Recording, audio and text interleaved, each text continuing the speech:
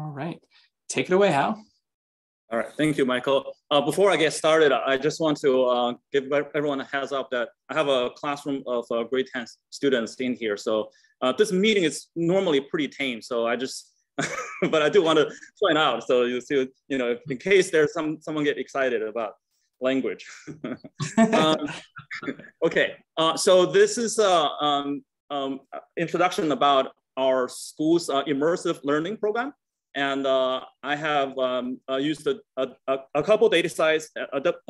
One is about student demographics. The other is about our grade book, the student grades information. So what you're looking at now is the IST, International School of Tianjin, home of the Blazing Dragons, is serving students from 51 different countries. So these, if I stop this from rotating, I can show you. We probably the largest single country that our students come from is from South Korea. And we have, of course, from China, Hong Kong, Macau, Taiwan, regions, and pretty much all continents, including Australia, New Zealand, probably not Antarctica, and but you know, Europe, different countries there. We have Africa, North America, from US, Canada, in South America, Colombia, Brazil. So as you can see, it's quite diverse student population. Sorry about that. And also, interestingly, we did tally up students' first language at home. A lot of students actually speak more than one language at home. Our language of instruction at school is English, but at home, their first language, most their home language is actually not English. So the most, of course, it corresponds to the student population is Korean, and English, yeah, spoken by American, British, Australian, of course, and then Chinese. Other than people from China, people from some U.S. passport holders also speak Chinese as their first language at home, because they probably have one parent from China, one parent from America. And we have so now after the top three, the fourth one is the German, the fifth one is French, and then Danish and Japanese. And then in total, 42 different languages are spoken at home and our students. So this creates some challenges in terms of since our school has, the language of instruction is English, but the students as native English speakers are not the majority of the school. So they are English language learners while they're learning subjects like design and humanities, math, science. So basically, these are the subjects we teach in this level from grade 6 to grade 10. It's called a middle year program. And we also have a primary year program from grade 5 and below. And then the last 2 years, grade 11 and 12, is called diploma. And so this, we use the IB curriculum, and they grade them from 1 to 7, not A, B, C, D, but relatively, 6 and 7 would be an A, 5, 6 would be a B, 3, 4 will be a C, and then if you don't get a 3, you failed, you get a D. And this is the grade distribution of from our grade book. So the majority of students will get a B, and then 7 is the top score there.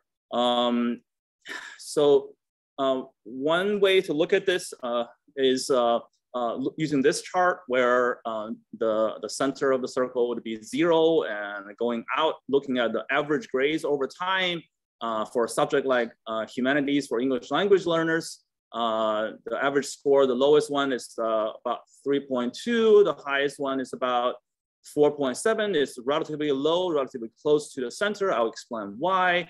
And for a regular humanity, the mainstream humanity for mostly students who have native level English proficiencies, they can take the regular humanities class. And that average score is higher, 5.2. And highest would be spring of 2021, that's 5.6 almost.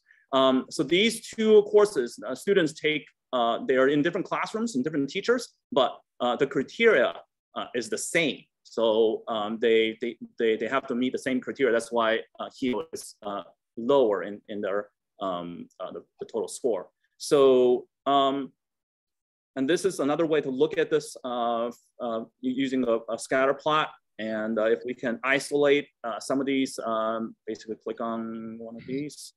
So this is drama class. As you can see, most of these, we'll see that from the next step that they follow some general trends. So first of all, this looks like ECG type of a graph. It's because as a school, the general rhythm of it is you start in fall and then you end in the spring. So the first semester is in the fall, second semester is in the spring, and students generally improve over that time. Well, that's you know, it should be expected, right? Students are learning in school, so they are judged using certain criteria in assessments in the beginning.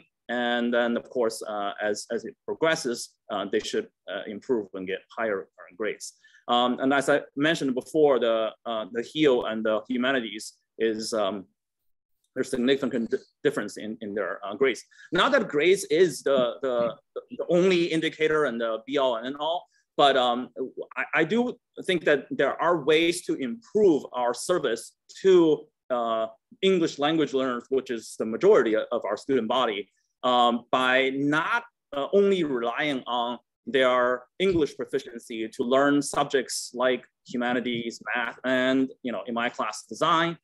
So some of these, of course, a lot of people think PE. Okay, so that's not purely based on your English ability, and maybe visual arts, maybe math. And I know we have a lot of the English language learners in our math class that actually excel, have high performance. But anyway, so my idea for the school is to include more immersive learning.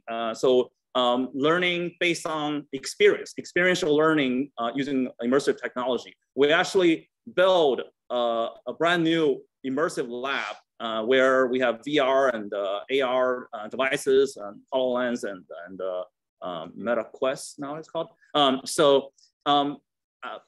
By the way, this I have some questions about this unfinished ending part, and it needs to be improved. But the point is that Einstein said, learning is an experience, everything else is just information. So we seems to, in the traditional education model, where you have a stage on the stage, a teacher lecture the students, and it's very taxing on their the information processing part, the cognitive system of their brain in the front. So this is about working memory, attention, language, and different things. And this actually, according to study, is the least developed part of the brain for students in adolescence students, and it's the last to develop for adolescents. And but if we engage all of their systems of their brain, and especially the back part, these the yellow and the red and the green part, with immersive technology, study have shown that they learn better, and they're more engaged, and they also retain more information, and it's better for their transfer because they learn in a context of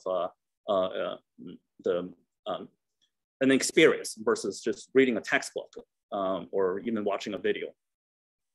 So I wish there's a video to show here, but this is a screenshot from the VR experience we have in the grade 6 humanities class. They are learning about ancient civilizations, and this is an experience. In VR, they explore a cave.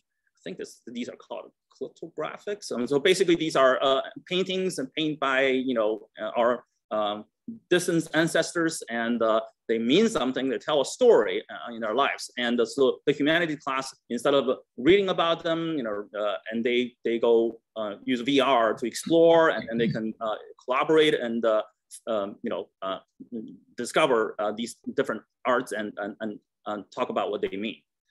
So my question to Michael and Bill is like this 3D model that I included in here for the brain model. I think it would be much better if instead of including a picture, I could annotate the 3D model, and maybe have some interactions, and then click on a button or something, and then explain this is the bottleneck in the cognitive system and how the back of the system are about experience.